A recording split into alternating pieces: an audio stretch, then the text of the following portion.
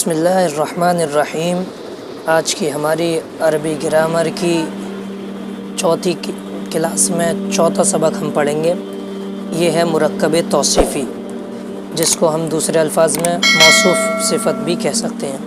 مرکب توصیفی ایسے مرکب کو کہتے ہیں جس میں کسی اسم یعنی اسم ذات کی کوئی صفت یا حالت یا کیفیت وغیرہ بیان کی گئی ہو، جیسے الماء العذب۔ الماء معنی پانی، العذب معنی میٹھا پانی۔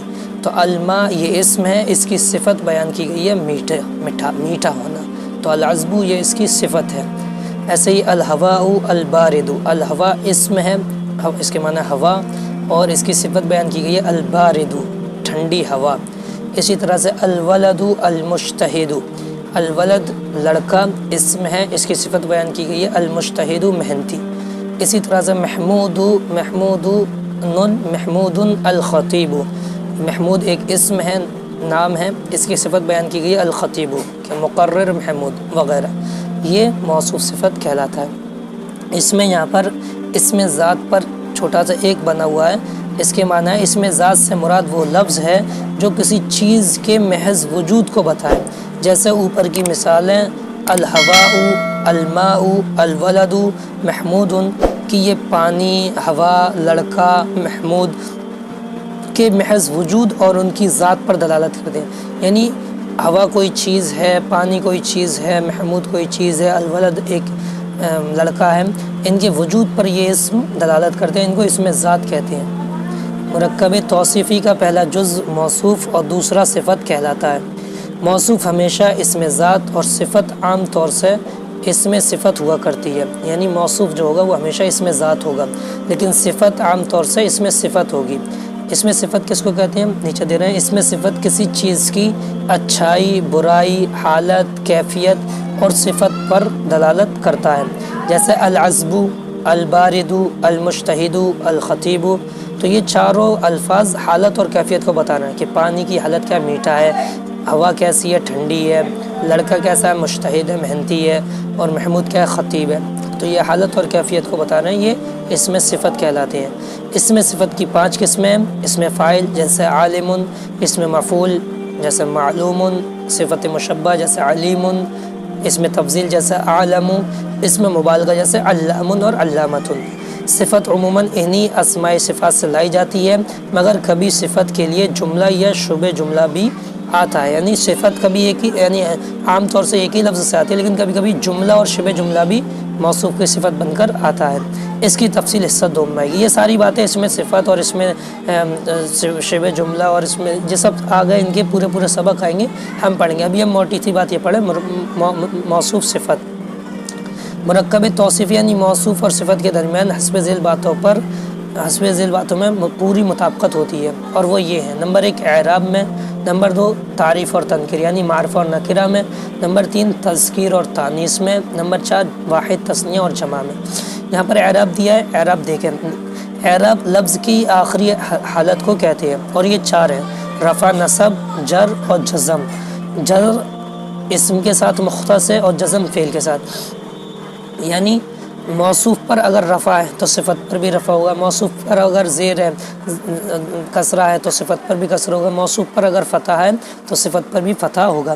اسی طرح سے تعریف و تنکیر، معرفہ نکرہ، اگر موصوف معرفہ ہے تو صفت بھی معرفہ ہوگا، موصوف اگر نکرہ ہے تو صفت بھی نکرہ ہوگا۔ اسی طرح سے تذکیر و تانیث، مذکر اور مؤنث، موصوف اگر مذکر ہے تو صفت بھی مذکر ہوگی، اور موصوف اگر مؤنث ہے تو صفت بھی مؤنث ہوگی۔ اسی طرح سے واحد تثنیہ اور جمع، موصوف اگر واحد ہے تو صفت بھی واحد ہوگی، موصوف اگر تثنیہ ہے تو صفت بھی تثنیہ ہوگی، اور موصوف اگر جمع ہے تو صفت بھی جمع ہوگی۔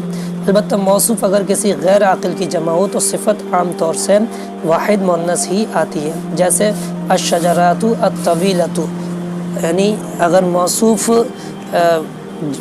جمع ہے، غیر عاقل ہے، الشجرات درخت بہت سارے، تو یہ غیر عاقل ہے، ان کی جب ہم صفت لائیں گے تو یہ واحد مؤنث لائیں گے الطویلۃ، اور کبھی مطابقت کے مطابق الطویلات بھی لے کر آ سکتے ہیں، یعنی الشجرات الطویلات، ورنہ عام طور سے واحد مؤنث لائیں گے الطویلۃ۔ تو بہرحال اس میں موٹی سی بات ہمیں بس یہی یاد رکھنی ہے کہ موصوف صفت میں 10 باتوں میں مطابقت رکھنی ہے۔ سب سے پہلی اعراب میں، یعنی رفع نصب جر میں، اگر موصوف مرفوع ہے تو رفع ہے، پیش ہے آخر میں تو صفت پر بھی پیش ہوگا، اور اگر منصوب ہے زبر ہے تو صفت پر بھی زبر ہوگا، اور اگر مجرور ہے زیر ہے تو صفت پر بھی زیر ہوگا۔ اسی طرح سے معرفہ اور نکرہ میں موصوف اگر معرفہ ہے تو صفت بھی معرفہ ہوگی، موصوف اگر نکرہ ہے تو صفت بھی نکرہ ہوگی۔ اسی طرح سے واحد تثنیہ جمع میں اگر موصوف واحد ہے تو صفت بھی واحد ہوگی، موصوف اگر تثنیہ ہے تو صفت بھی تثنیہ ہوگی، موصوف اگر جمع ہے تو صفت بھی جمع ہوگی۔ اور اسی طرح سے مذکر اور مؤنث ہونے، موصوف اگر مذکر ہے تو صفت بھی مذکر ہوگی، موصوف اگر مؤنث ہے تو صفت بھی مؤنث ہوگی۔ جیسے الماء العذب میں دیکھیں ہم، دونوں کے آخر میں پیش ہے، دونوں کے شروع میں الف لام ہے، دونوں مذکر ہیں، دونوں واحد ہیں، تو یہ اس طرح سے ان میں مطابقت ہونا ضروری ہے۔ بہرحال جب ہم تمرین کریں گے تو اور یہ بات واضح ہو جائے گی۔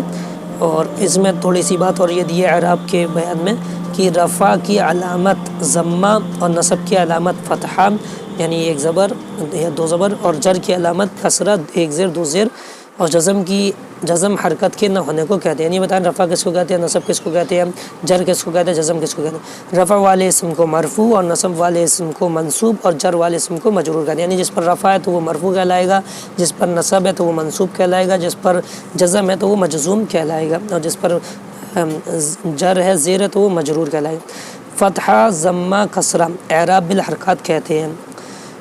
اعراب کی ایک دوسری قسم اعراب بالحروف ہے، اور یہ الف واو یا ہے۔ جی ہم آگے آئے گا جب تفصیل سے ہم سمجھیں گے پڑھیں گے، ان کو ابھی سمجھنے کی ضرورت نہیں ہے۔ بس یہ سمجھ لیں اعراب کی دو قسمیں، ایک اعراب حروف سے آتی ہے الف واو یا سے، اور ایک اعراب حرکت سے آتے ہیں زبر زیر پیش سے۔